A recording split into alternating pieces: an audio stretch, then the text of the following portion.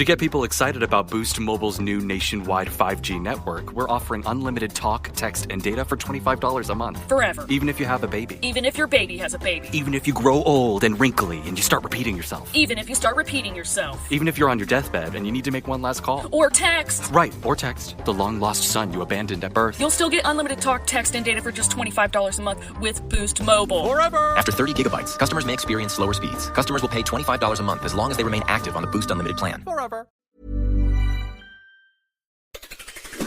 It's Saturday, the 8th of February. I'm Ciara Evans, and this was a week that saw the Bank of England cut growth projections for the UK, all kinds of chaos with Donald Trump, Gay Burley spring a surprise, and Beyonce make history at the Grammys. Grab a cup of something hot, put up your feet, and get up to speed on the 7 biggest stories of the week. This is the Standout 7 from the Smart 7. It's news, but not the news. This week began with Prime Minister Keir Starmer engaged in a delicate balancing act of diplomacy as he sought to build closer relationships with both European allies and Donald Trump as a tariff war loomed. Starmer hosted German Chancellor Scholz at Chequers on Sunday, where they discussed their common approach to Ukraine and the Middle East. After talks, they had lunch and a walk around the grounds, with Scholz calling it a sign of their strong relationship. Sir Keir said he's looking to strengthen ties on defence, energy and trade. I do want a reset of the relationship between the UK and the EU. That does not involve a return to the European Union, but I do want to see a close relationship, and that is what we're working on. And Monday saw the PM on the road appearing as a special guest at an EU leaders event in Brussels. He finds himself in a difficult position even as the UK marks 5 years since Brexit, as he's vowed that there will be no talk of rejoining the EU. At the same time as Donald Trump cranks up pressure on allies, the UK risks being isolated in a trade war. So Starmer was trying to walk a delicate tightrope and asked which relationship is more important. If you look at our vital interests, it's really important that we work with both and we don't see it as an either or. This is vitally important. It is in the best interests of the UK, but also the best interests, I think, in terms of global security and defence, that we continue to work both with the US and with Europe on these vital issues. The meeting also featured European NATO allies who were also nervous about Donald Trump's previous attempts to pull the US out of the alliance and the ongoing discussions between the US and Russia about Ukraine. NATO Secretary General Mark Rutte was laying things out in stark terms. Our world is increasingly more dangerous. We must be better equipped to meet any threat across all domains, both now and in the future. To put it in another way, to prevent war, we must spend more. Monday saw alarm bells ringing about school attendance in the UK, which has fallen significantly since the pandemic. And Education Secretary Bridget Phillipson was taking a stern line with parents on Monday. She said it's up to parents to make sure their kids are in education and warned against a casual attitude to school attendance. She was also launching a proposed new set of school standards, which could see the government facing a clash with teachers' unions. The intention is to bring more detail and clarity after the failure of the Tories' one-word review of schools. Phillipson didn't sound too worried about the reaction to the new report cards. At one level they're saying they're too simple. At another level they're also arguing that there's too much within them. So both of those things can't be true at the same time. I'm clear that what Ofsted are consulting on today will give parents more information, but also will give schools a much sharper focus on what they need to do too. Labour's attempts to follow through on an election promise ran into trouble on Wednesday as Deputy Prime Minister and Community Secretary Angela Rayner announced that elections for 9 councils would be delayed.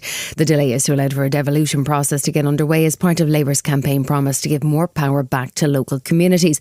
Local elections were scheduled to go ahead in May, but in those 9 areas could be delayed until at least 2026.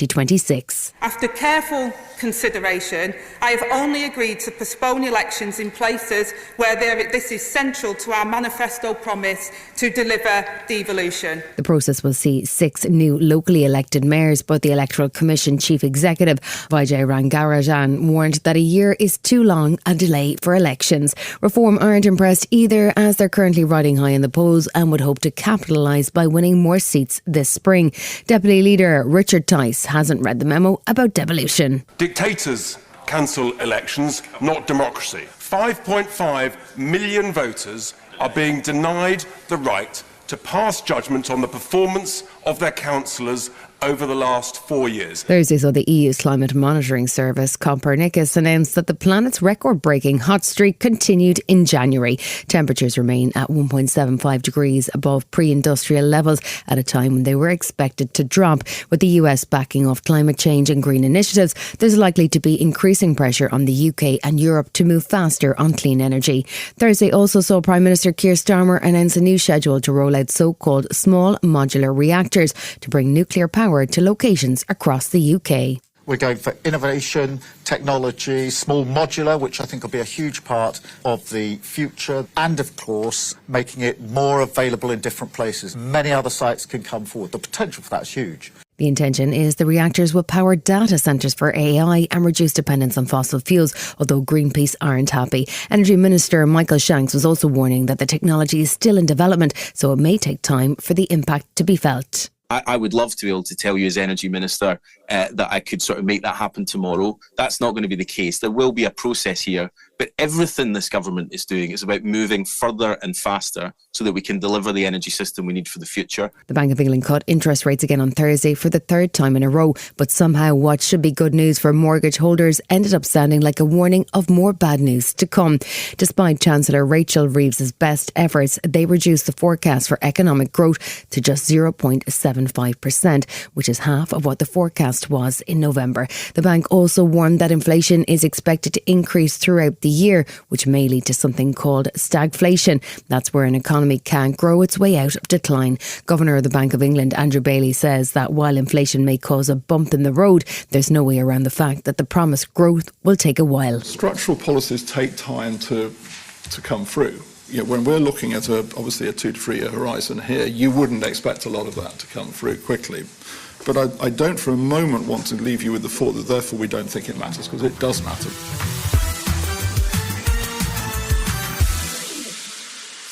Donald Trump has really hit the ground running in his second term, and apart from the chaos that he's been generating with executive orders and a bizarre proposal for Gaza, he was focused in the early part of the week on trade wars. He's been promising to impose tariffs on some of the US's biggest trading partners and announced last weekend that he would start the ball rolling. It was expected that starting on Tuesday, all goods from Mexico and most from Canada would face a 25% tariff, whilst goods from China were to see a 10% tariff. Trump said the move is aimed at curbing fentanyl production and illegal immigration from Canada and Mexico. But Canada was quick to retaliate. Here's outgoing PM Justin Trudeau announcing 25% tariffs on most US goods on Saturday night. Like the American tariffs, our response will also be far-reaching. If President Trump wants to usher in a new golden age for the United States, the better path is to partner with Canada, not to punish us. Mexican President Claudia Sheinbaum was quick to announce the same, and 3 Canadian provinces now plan to pull US liquor from store shelves. Meanwhile, Trump has also been threatening a trade war with the European Union, telling reporters on Friday that he would absolutely impose tariffs on EU goods. But senior MEP David McAllister says the EU isn't biting. We are not interested at all in starting this. We want to make concrete offers to the US side. Please, no tariffs. This is the wrong way forward. Monday saw stock markets dip in anticipation of Trump's tariffs on China, Mexico and Canada beginning on Tuesday. But Mexican President Claudia Sheinbaum managed to negotiate a pause for her country by offering to send 10,000 troops to the US border. Speaking in the Oval Office, Trump still had high hopes for his Canada plan. What I'd like to see, Canada become our 51st state. We give them protection. As a state, it's different. And there are no tariffs. So I'd love to see that, but some people say that would be a long shot. Instead, Canadian PM Trudeau negotiated a month-long pause with a promise of troops for the border and a commitment to tackle drug cartels. Trump did go ahead with tariffs on China, which they immediately responded to with similar tariffs on American goods and an announcement of an investigation into Google.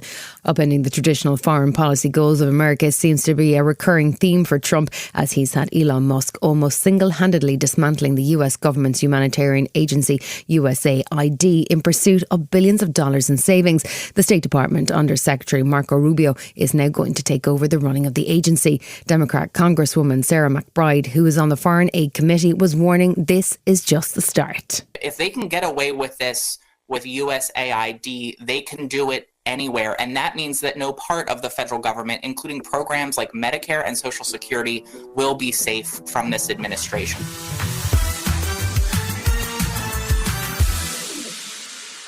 Apart from starting tariff wars, Donald Trump also caused chaos this week in the Middle East. Speaking before a visit from Israeli Prime Minister Netanyahu, Trump signed an executive order which will see the US withdraw from the UN Human Rights Council and also withdraw funding from the UN's Palestinian Refugee Agency.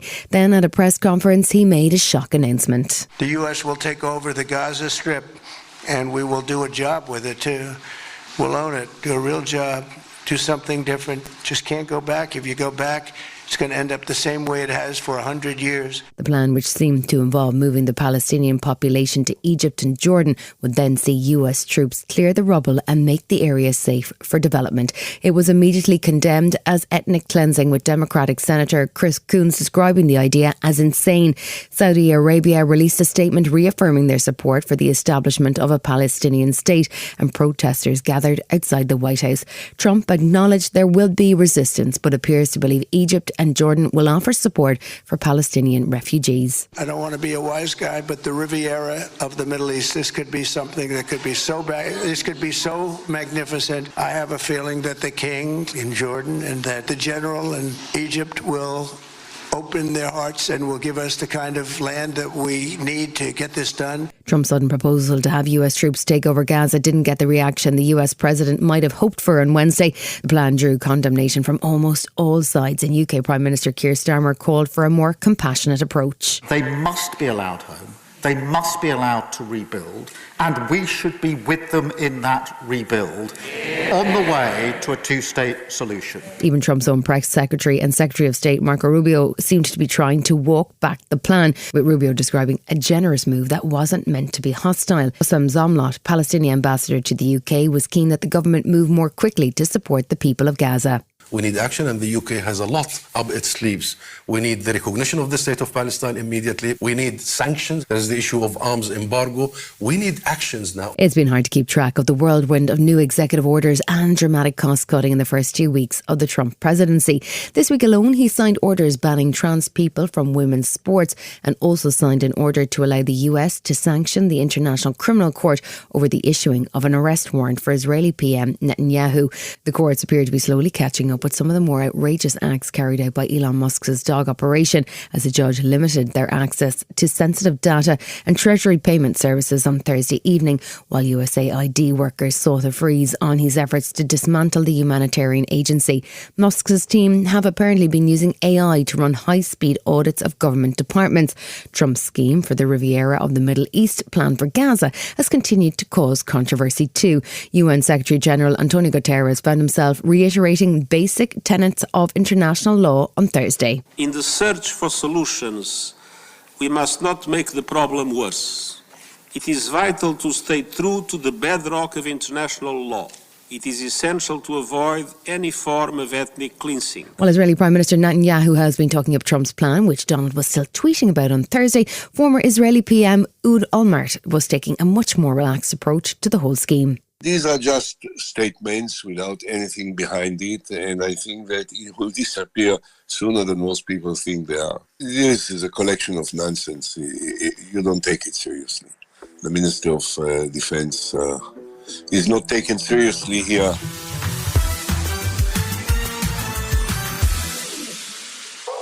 Thursday saw the worst mass shooting in Sweden's history in the southern city of Örebro. At least 11 people were killed, while 6 others were wounded in a shooting on a campus which hosted an adult education centre. Swedish Prime Minister Ulf Kristersson described a terrible act of violence on what he said was a very painful day for all of Sweden. The local police chief said his officers were greeted by what he called an inferno when they arrived on the scene.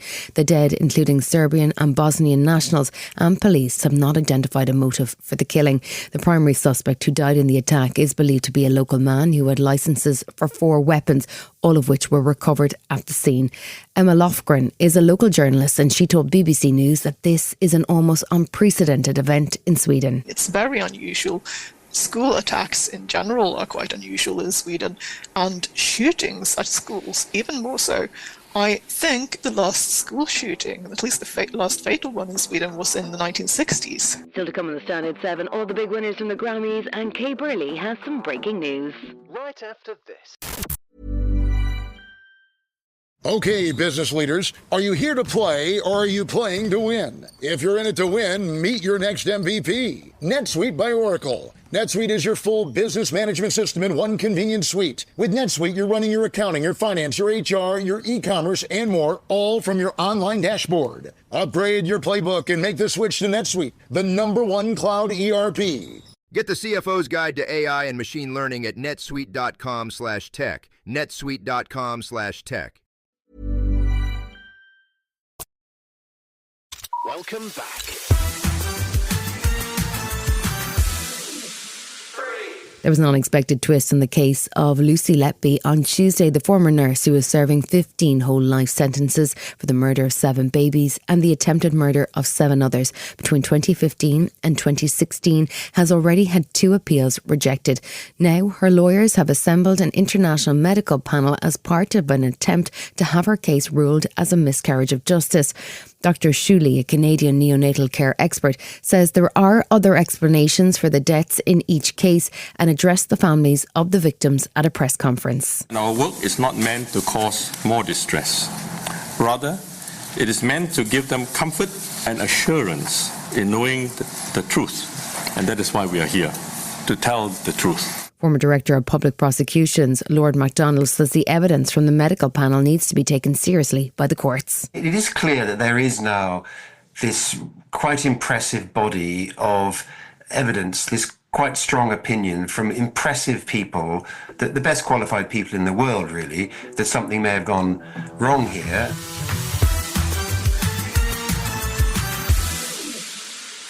Wednesday saw Sky News celebrate 36 years of rolling out news, but there was a surprise for viewers as seemingly out of the blue, Kay Burley announced her retirement.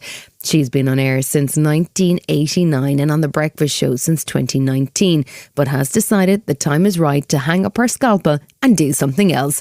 She's covered almost every major news event, from the death of Princess Diana to 9/11 to 12 general elections, and now she plans to spend more time travelling, apparently.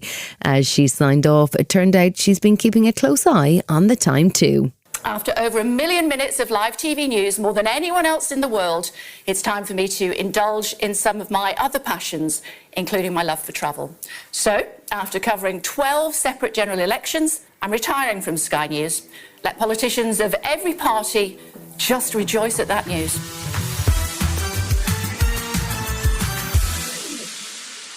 After the recent LA fires, there were doubts over whether it would happen, but the 67th Annual Grammy Awards took place without a hitch in LA on Sunday.